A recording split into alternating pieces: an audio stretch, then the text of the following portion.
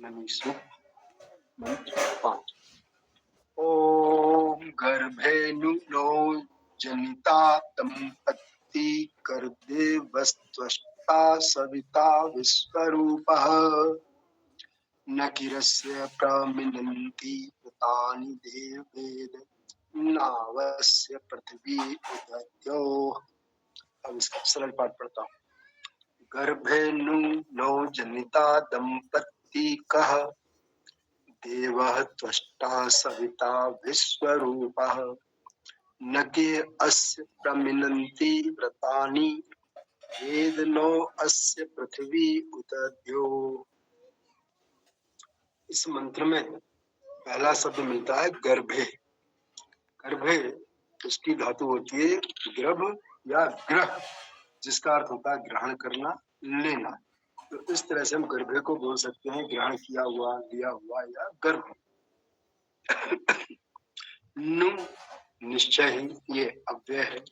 नौ नौ ये द्विवचन में शब्द आता है और सर्वनाम है, मतलब अर्थात हम दोनों, या सीधे बोल सकते हैं बोलचाल में अपन दोनों। इस तरह से जनिता जन धातु से बना हुआ शब्द है, उत्पन्न करना, उत्पन्न होना, सृजन करना आदि आदि। तो इसका अर्थ हुआ जनिता का उत्पन्न करने वाला। कह कह शब्द जो है ये सुख के आशय में आता है, सर्वनाम है, या कभी कभी प्रश्नवाचक भी बन जाता है, क्यों है, कैसे है, उस आशय में होता है। और ये कु धातु से बनता है, जिसका अर्थ होता है शब्द करना। तो इसको ऐसा भी ले सकते हैं कि कौन या शब्द करता। फिर दूसरा शब्द आता है इसके बाद दंपति। दंपति दंपति अर्थात पति पत्नी,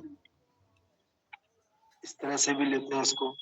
और दंपति दम धातु से आता है, मतलब शांत करना, दमन करना, जीतना, संधि करना। और पत पत धातु से ऐश्वर्य होना, गिरना, पतन होना, ये भी आता है। और अगर उसको पति ले लेते हैं तो पा धातु से बन जाता है पालन रक्षण के आशय में। तो दंपति का शब्द यहाँ पर लिया गया है दया, शांति, ऐश्वर्यवान और युगल। फिर अगला शब्द आया देव। देव दिव धातु से बनता है, प्रकाशमान, प्रीति करना, आनंद करना आदि आदि। तो उस तरह से होता है। देव के लिए देव है, प्रकाशमान है या विद्वान जन के लिए। त्वष्टा त्वष्टा त्वस धातु से बनता है, जिसका अर्थ होता है छीलना। और त्वस्त से बनता है प्रकाशित होना। तो कई बार इसको त्वष्टा को अपन जो है बोलचाल में कभी सुना होगा, तो गांव देहातों में इसको बढ़ई के लिए भी शब्द इस्तेमाल किया जाता है। तो त्वष्टा प्रकाशक, सूक्ष्म कर्ता, मतलब जो काट छांट करने वाला। फिर है आगे सविता। सविता ये शब्द जो है सु धातु से बनता है। सुनोती, सुनते, अभिसवन करना, सु सवाती, सौती, उत्पन्न करना, ऐश्वर्य होना। और सु जब आता है सुवती से, तो प्रेरणा करना, नियमन करना। फिर सुसवती के लिए बनता है गति करना, चलना। तो इस तरह से इसके सविता के लिए अर्थ बनता है जो उत्पन्न करने वाला है, सृजन करता है, सृष्टि करता है। अर्थात सविता हमारे लिए कौन हो गया? परमात्मा हो गया, परमपिता हो गया। विश्व रूपा, विश्व मतलब अनेकों, रूप स्वरूप वाला, तो सभी रूप या विविध रूप से युक्त, ये इसके लिए अर्थ बनता है। न किह, न किह तो नग धातु से बनेगा ये अस्य, नव अव्यय है न की धातु से। तो इसका अर्थ होता है न नहीं की कोई, तो नहीं कोई हो गया। फिर उसके बाद आगे आ गया अस्य, ये सर्वनाम है, तो इसका अर्थ हो गया इसका, इसका कोई नहीं। प्र ये उपसर्ग है, प्रमुखता, उत्कृष्टता, उत्तमता के लिए। मिनंती, मिनंती इन धातु से बनता है, जो गति करने, प्रक्षेपण करने, स्थापन करने, रक्षा करने के आशय में आता है। तो मिनंती क्या हो गया? जो भली प्रकार से गति प्राप्त करता है उत्तमता से, या प्रक्षेपण करता है, स्थापन करता है। कहीं कहीं पर इसका अर्थ जो है हिंसा के आश्रय में लिया जाता तो बोलते हैं हिंसा करता है। व्रतानि, तो व्रत जो हम करते हैं बोलचाल में बोलते हैं ना आज मेरा व्रत है, तो वास्तव में वो व्रत तो उस तरह से नहीं होता है, क्योंकि व्रत के लिए जो है हमने किसी चीज को माना हुआ है। देखिए हम तो व्रत को यहाँ तक सीमित करके रखे हुए हैं कि आज भूखे रहेंगे, क्योंकि आज हम जो है अन्न नहीं खाएंगे, तो ऐसा नहीं है। बताने का मतलब हमने कुछ धारण किया हुआ है। तो जो व्रत धातु बनता है वर्ण करना, चमकना, बोलना, सेवा करना, और व्र से होता है नियोजित करना, आच्छादित करना, वर्ण करना। तो इसका अर्थ क्या बना बताने का, हमने वर्ण किया हुआ है व्रतों को, ये भी बोलते हैं, या हमने वर्ण किए हुए को, ये बहुवचन में चला गया। वेद, विद धातु से बना, इसका अर्थ हो गया जानना, समझना।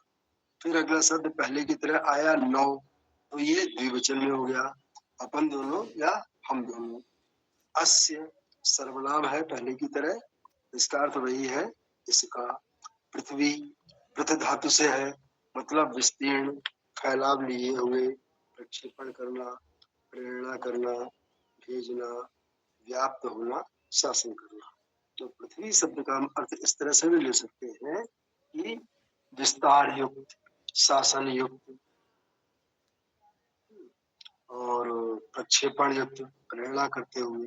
तो हम लोग कहाँ रहते हैं, हम सभी लोग, ये तो बोलचाल फट से बोल देते भाई मैं कानपुर में हूँ, मैं भोपाल में, यहाँ रहता हूँ, वहां रहता हूँ, घर का पता बता देते हैं, क्योंकि वास्तव में हम सब तो पृथ्वी के ऊपर रहते हैं। और पृथ्वी के ऊपर रहते हैं तो पृथ्वी हमको प्रेरित करती है जीवन के लिए, और हमारे लिए अनेक अनेक पदार्थों को उत्पन्न करके हमें जीवन देती है। तो उस तरह से पृथ्वी हमें निरंतर प्रेरणा देती रहती है, हमारे लिए भेजती रहती है, और हमको शासन में, नियंत्रण में भी रखती है। फिर शब्द आया उत, ये अव्यय जिसका अर्थ हो गया तथा। द्यो, द्यो शब्द जो है द्यो धातु से बनता है, समीप जाना, प्रकाश होना, आगे जाना, इसको कहेंगे अपन प्रकाशमान, अग्रगामी, इस तरह से। तो ये इसके अर्थ हुए। अब इसका अर्थ करने का मंत्र का प्रयास करता हूँ। गर्भे नुनो जनिता दंपत्ति कर देव त्वष्टा सविता विश्वरूपा।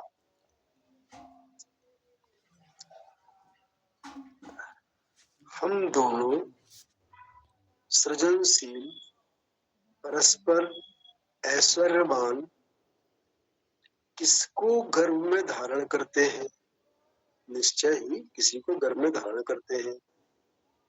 देवा त्वष्टा सविता विश्वरूपा, और त्वष्टा देव, त्वष्टा मतलब जो प्रकाश करता है, प्रकाश करता, सूक्ष्म करता, सविता देव जो सृजनकारी है, वो त्वष्टा देव, वह प्रकाश करता देव विविध रूपों में हमारे सामने दिखाई देता है। न कि अस्य प्रामिनन्ति व्रतानि, न कि कौन नहीं इसके उत्तम गतियों को, वरदानों को कह सकते हैं, उसको जो हमें प्राप्त होता है, तो प्रक्षेपण से या स्थापन से जो हमको प्राप्त हो रहा, प्रामिनन्ति बड़े प्रकार से, उत्तमता से प्रक्षेपण किया हुआ, व्यक्ति किया हुआ व्रतों को, व्रतों को अर्थात जो हमने वर्ण किए हैं कि भाई आज मैंने व्रत रखा है, तो उस व्रत के अनुसार मैं ये करूंगा, वो होता है उसका अर्थ व्रत का। ऐसा नहीं कि मैं आज खाना नहीं खाऊंगी क्योंकि आज मेरा सोमवार का व्रत है, या शिवरात्रि का व्रत है, जन्माष्टमी का व्रत है। व्रत किया वो तो अच्छी बात है, बढ़िया होना चाहिए, व्रत तो करना चाहिए, उसकी मनाही नहीं कर रहे, लेकिन व्रत होना क्या चाहिए। मैंने वर्ण किया, क्या वर्ण किया कि आज जन्माष्टमी है, तो जन्माष्टमी में क्या विशेष करूंगा। इसलिए कई बार व्रत को बोला जाता है ऐसी परिस्थितियों में उपासना। उपासना का अर्थ हो गया उप धन आसना, अर्थात उप माने समीप, आसना मतलब आसन लगाओ, बैठो, तो समीप आकर बैठो। तो कहाँ बैठेंगे समीप आकर के हम, ईश्वर के समीप।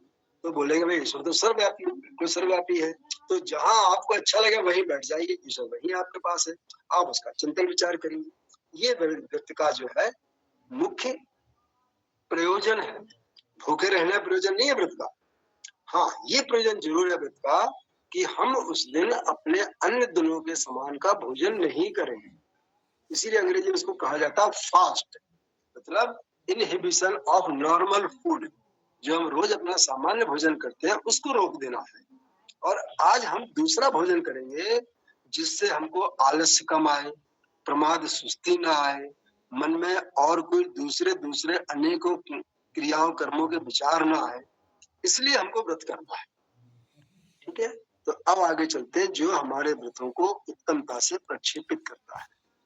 वेद नो अस्य पृथ्वी उतद्यो, वेद नो अस्य, हम दोनों जानते हैं कि ये पृथ्वी जो है शासन करती भली प्रकार से प्रकाशमान है, विस्तृत और प्रकाशमान है, उत्द्यो और प्रकाशमान है। अब इसका भावार्थ पढ़ता हूँ। भावार्थ, हमको गर्भ में निश्चय ही उत्पन्न करने वाला दया शांति ऐश्वर्यवान युगल कौन है?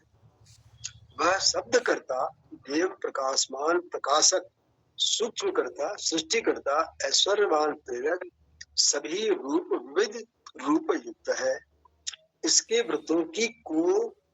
व्रतों को कोई नहीं गति प्राप्त कर सकता, अथवा हिंसा प्रक्षेपण स्थापन रक्षा कर सकता है। अर्थात जो ईश्वर के व्रत हैं, ईश्वर के अपने जो नियम नियम है, उनको कोई प्राप्त नहीं कर सकता, मतलब उनको कोई समझ नहीं सकता, और ना ही उसका प्रक्षेपण स्थापन रक्षा कैसे कैसे ईश्वर करता है, कैसे हिंसा भी करता है, तो वो भी नहीं समझ पाते। कई बार जैसे हम लोग उदाहरण गीता का देते श्लोक, गीता का या कहीं का भी, कि भाई ईश्वर तो आता, अरे ईश्वर तो आता लेकिन उस रूप में थोड़ी आता है, ये 4 हाथ 8 हाथ लेकर के आगे सुदर्शन सब चालू रख करके, अरे वो तो गुजरे जमाने की बात हो गई अब श्री कृष्ण से। आज वर्तमान में स्वरूप भी तो बदला है, जब स्वरूप बदला है तो ईश्वर का रूप भी बदल जाएगा हमारी सहायता रक्षा करने के लिए। इसको हमें उस आशा में लेना चाहिए। अर्थात उसके व्रत किसी के लिए भी अगम्य है। इसके व्रतों को हम दोनों पृथ्वी अर्थात विस्तृत युक्त व्यापक तथा प्रकाशमान दृष्टि तथा विचार वाले ही जान सकते हैं। धन्यवाद।